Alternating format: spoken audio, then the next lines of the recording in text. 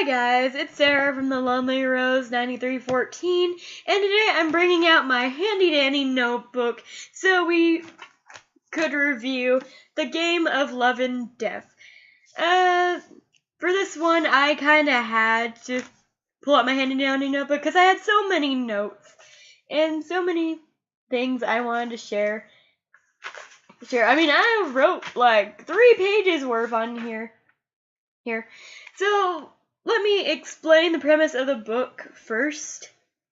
So the premise of this book is we have love and death. Love and death are in this ancient game where death picks one person and love chooses one person, and they decide to throw them in with this love thing together to see if they will choose to love each other or choose death over each other.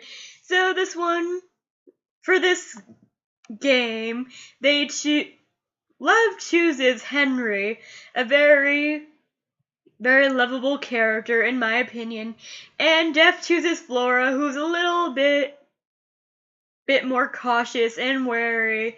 And the one twist about this is that they are an interracial couple. Flora is African American and Henry is Caucasian. And they're in the times of the Great Depression, which is when interracial couples were kind of frowned upon by society. So it was interesting to read this book. It was an interesting premise. It was really original. So I gave this book a 7 out of 10 stars, mostly because there were areas it did lack a bit, and there was a lot of things going in the book that I didn't particularly like. So this one I gave it 7 out of 10. I have 2 quotes in this book that I absolutely love, so I'll be saying those quotes for the non-spoiler section. And the first one comes from page 133. I don't believe any of these quotes will be spoilers, but just in case, a little bit of spoiler alert, not by much. So we have this one scene where love does something bad, and love and death are having a conversation about it. And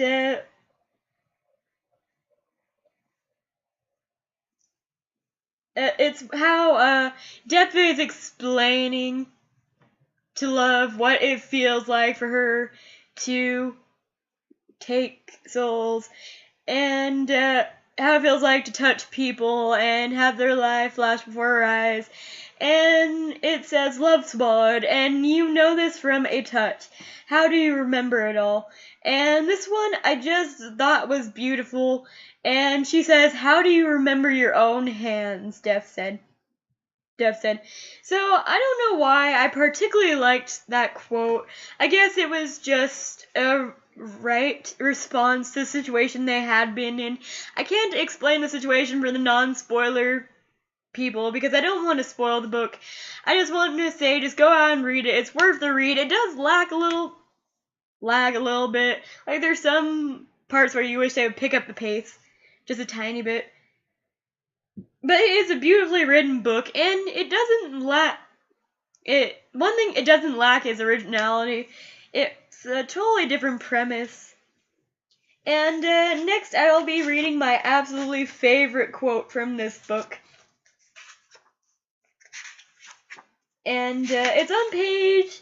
Let's start on page 182. And stops on page 183. So this is Ethan talking to Henry after a moment that him and Flora had. And this was, life is a temporary condition, Henry, and it's uncertain. That's why you have to seize chances when you find them. Pursue what you want, take risks, live, love, all of it. Every last one of us is going to die, but if we don't live as we truly want, if we're not with the one we want to be with, we're dead already. And that one was just, hit me. It just really hit right here because it is true. We all die eventually. But if we're not living life and we're not with the people we love, what's the point of life, really? You know? So that was it for the non-spoiler section of the book. So people who have not read The Game of Love and Death, I will suggest exit off this video unless you want to be spoiled. So, for everyone who hasn't read The Game of Love and Death, read it first, come back and watch the video. So, bye, non-spoiler people. Alright. For the spoiler people, we are getting into the characters of the book. Usually the way this goes, I'm gonna get into the least important characters of the book first and shout out my opinion. Annabelle, which is Ethan's sister. She didn't have that many scenes. She's a little girl, so I don't blame her for asking Flora if she was a maid because her maid was colored too. But it kind of shocked me that a little girl would openly ask questions like that to Flora. So that kind of ticked me off a little bit, but I do love at the end of the book where Dev has burned the letter that Ethan has mailed, but what she doesn't know is Ethan had a backup letter in his wastebasket because he didn't think it was legible enough, so he threw it in the wastebasket. But Annabelle, wanting to learn how to send letters like Helen taught her to, she gets a letter out of the wastebasket and she sends it to Henry and warns him that Death is coming for Flora. So I liked that part. She's the reason why Flora got saved in the first place. Next one is the bank teller. I didn't care enough to get his actual name. He's the one who was bribed by Flora. But with that one, he was a scumbag. I didn't like him so much. So, yeah. Shuren.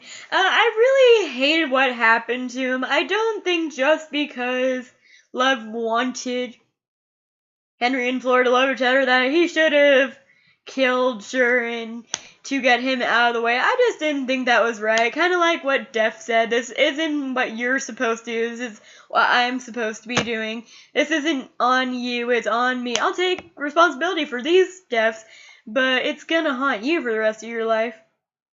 And you're not even gonna know it. So that's why I liked that one.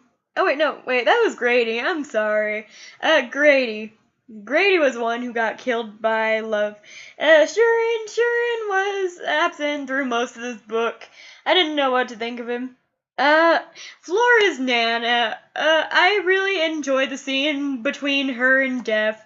I liked how Death turned into her daughter just to give her a little bit more peace because the woman she really didn't want to kill this woman. She was just like, I don't want to kill this girl, but it is her time. She was old, and she died in a very respectful manner of old age.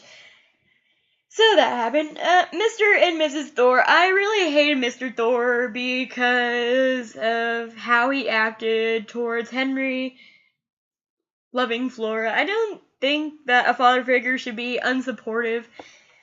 As for Miss Thor, I hate how she pushed Helen onto Henry so much. It's just all like, okay, I know she's Caucasian, I know she's white, I know Flora's African American, but let the boy love whoever he wants to love, you know? That's just my stance on it. Now we're getting into the more, main characters. And the first one I have here is Ethan. What surprised me about Ethan is I didn't know he was going to be gay when I started reading this book. But then we got to know him. I really thought he had a lot of character development going through the book, because at first he didn't like Flora. He kind of was leaning more towards of his parents on this one, that Henry shouldn't like her whatsoever. But then he got better, and I really do think at first he was trying to deny it. He was trying to go, okay, I really don't want to be gay, but it's who I am. And I'm glad he accepted who he was.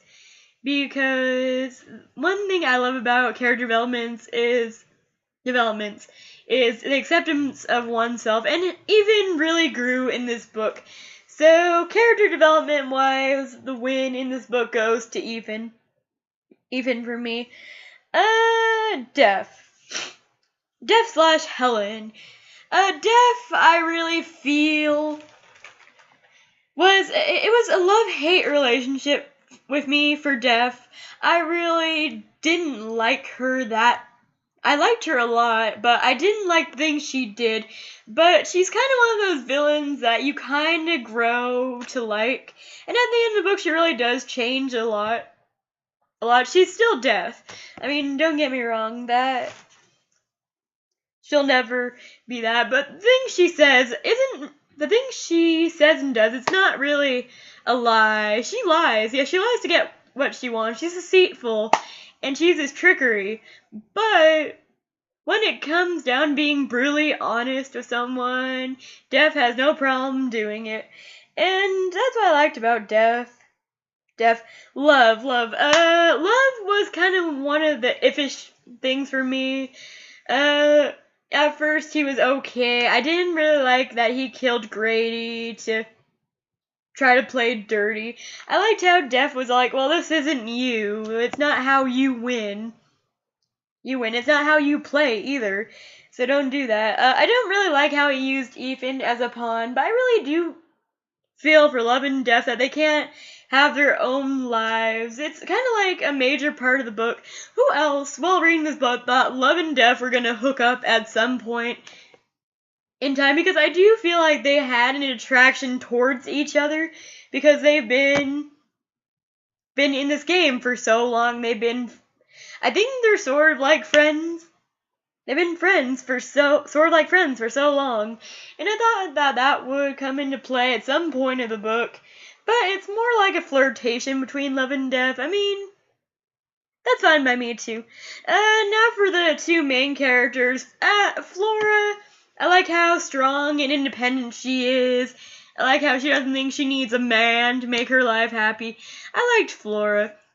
She was a pretty good choice. I didn't like how not optimistic she was. It's like everything was not optimistic for her. Everything was kind of like a realist point of view.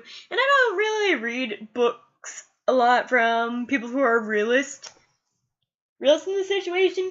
But I did like Flora. I did like how she told Henry, well, it's different for people like me than it is for you. I can't just go into wherever I want because of the color of my skin, and you don't have to live with that kind of situation because you're white and you could go anywhere you want to go, be whoever you want to be, but I can't. So that really hit a chord with me. I've read how bad it's been, but actually reading about it kind of hit me really hard. I forgot to mention my rating was a 7 out of 10. I'm sorry about that one. And last but not least, here I have Henry. I admired Henry's optimism throughout the book. At times I thought he was a little too optimistic.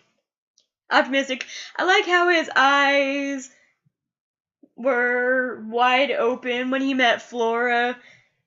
It's kind of like the person who doesn't know what's going on until someone tells them what's going on. Because, as I said before, they are an interracial couple. He doesn't get that it's worse for her out there than it is for him. So I thought he really grew in this book like Ethan. I think everyone grew in this book. So I appreciate that.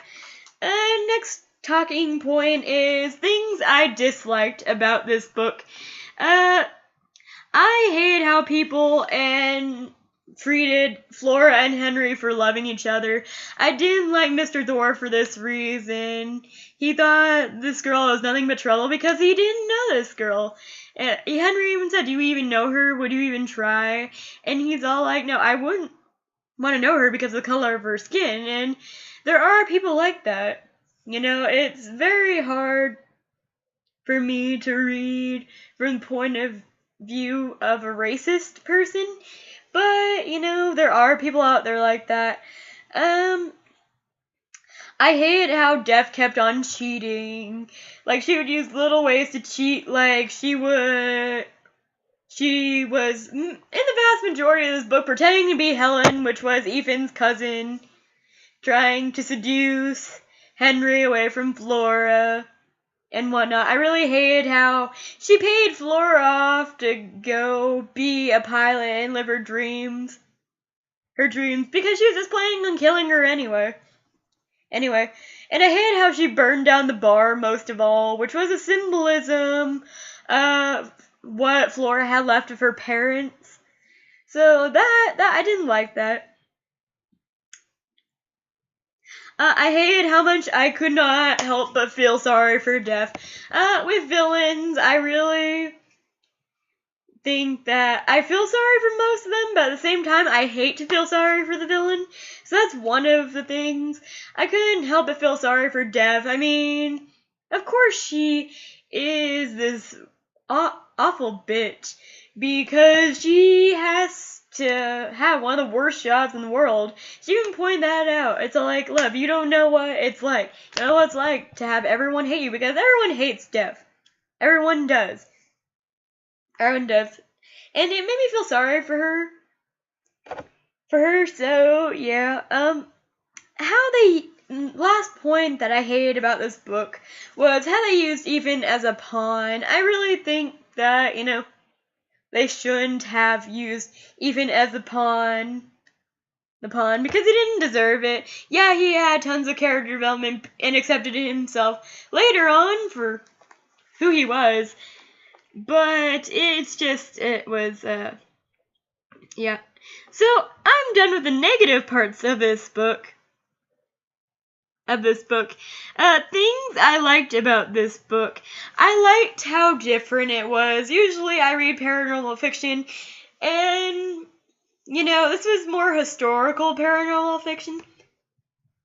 So, it was different. I liked how I don't read very many books featuring interracial couples either.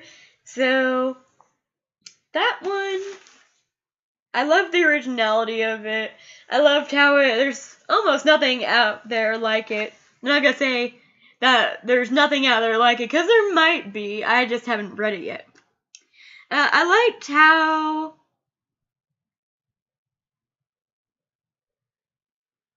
they share the struggles of an interracial couple. I never had to deal with being a part of an interracial couple, so I liked the struggles they showed. I love how their love wasn't this perfect thing, because there are a lot of times where you love someone and someone will never accept them, no matter how nice they are. So I liked that part. I liked how the characters were well developed. Like, I was intrigued by how well developed they were. I didn't feel like they were a carbon copy of anyone else. They had all this originality. They were different people. I could tell who was who. And there was no one in this book that was exactly the same. I liked how Henry and Flora were different from each other. I liked that. I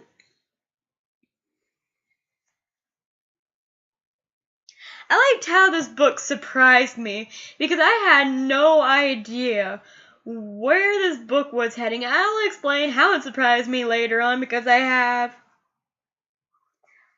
also love the surprises in the book, so I didn't know I wrote that down twice. So I'll explain that later.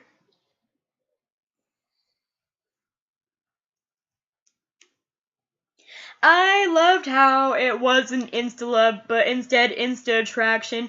Like, at first, yes, they were attracted to each other, but it was like kind of this slow burn to them loving each other, more so for Flora, because Henry, I feel like he knew automatically that he loved Flora, but I loved how it was just, yeah, I'm attracted to this person. I'm not sure if I love them, but I'm attracted. And that's how real couples go. You know, you don't start off going, oh my god, I love you, man. That's why I hate about insta-love. It's like, oh my god, after one day, I love you. But this one, they are going through a span of 6 month thing. So it's kind of like, it's a slow burn. It's this thing, and the relationship building is perfect in this book. Honestly. I loved the relationships in this book. I love the relationship between Love and Death. I love the relationship between Henry and Flora. I loved Henry and Ethan's relationship, and Henry and Annabelle's. I just love the relationships. Oh, this one in the book is tricky. I actually prefer the multiple points of views in this book because the transition. Sometimes, whenever it's points of view, they have horrible transitioning points to where it's just choppy and it's not that good. But the transitions in this book from the multiple points of views were just beautiful. I was never confused about multiple points of this book. The multiple points, I knew what character was speaking at what time. I wasn't in the same repeat of the same story like I've read in The Secret Life of Tristan Scott, which was why I stopped reading that one, because it really annoyed me that they weren't doing good at the transitions. So this book did good with transitioning from characters. It wasn't the same old boring shit that I read before in the last chapter. Like that, with transitions, it just has to go like that. It just has to move on with the storyline. Yes, you could state how they feel, but don't waste another chapter of a book explaining what they felt in the last chapter, like a whole chapter. Explain, like, in a page or two what they felt, and then go on to the story. With this book, it does that. It has where it transitions, it goes a little bit off the last chapter, and then it moves on. So I loved that part. I loved how it was balanced perfectly. And this author, I never read this author, but she's really good at transitions, and I love that. I love the symbolism in this book, like Death's hand and Love's hand. I love the airplane because Flora dreams of being the next Amelia Earhart. And I love how the book is black and white because the interracial coupling. I really liked symbolism in this book. It was really good symbolism. It really surprised me. And that.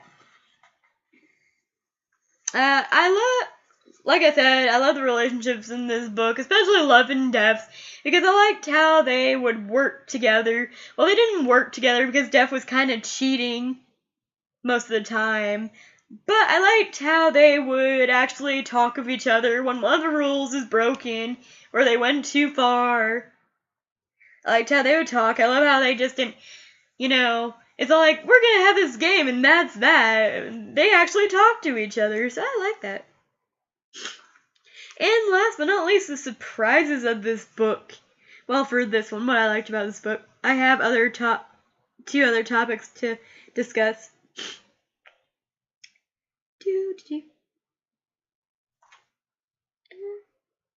Yeah, I love how Flora's not a weak-willed character. I loved how they had an LGBT relationship in this book, because you don't see a lot of them in books. Maybe now, but I've never really seen one. I liked how I couldn't tell in the beginning. Like, it was a surprise to me that Henry was gay. It really was. I am all for LGBT. I'm even in a club at my school. But it was surprising to me. I didn't think that he was. And I love how he accepted how he was in the ending of this book. And I loved how Flora accepted that she loved Henry, but it wasn't going to be all of her life. You know, I liked that. I liked how she didn't stop her dreams just for a boy. A boy, you know? Because that, with me, I wouldn't stop all my dreams. Yes, I liked how she found a way to coexist her dream with loving Henry. That's how couples should go. And I loved how, like I said, I love how the characters developed and changed throughout the book. Because there was a lot of character development in this book. There was never a moment where I was bored of the character development or the transitions. My favorite scene in this book now has got to be the ending of the book. I'm not going to spoil all the ending, but I did like how, Death was all like, okay, hang on to this letter, they're gonna die, but they're not gonna die today. I liked how she waited until they were old and they died together. And I loved how Flora at the end was all like, I hope you take me too because I can't live without him. So that was a nice thing Death did. And last question is, would you like to see this book turned into a movie? And yes, I would. I would actually like to see the transition from the book to the big screen. So that was it, guys. That was the Game of Love and Death book review. So if you've read the Game of Love and Death, comment down below and let me know what you thought about it. And my next book, do I have it with me? Actually, one moment. I do have it with me. The next book I am currently reading is Hex Hall by Rachel Hawkins. So I'm going to be reading that. So I will see you guys on my next video. My next video is my August wrap-up, where I'll be showing you the books I've finished in August, as well as my September TBR, with the next 10 books after that I'm going to read. Okay, guys, thanks for watching. Bye!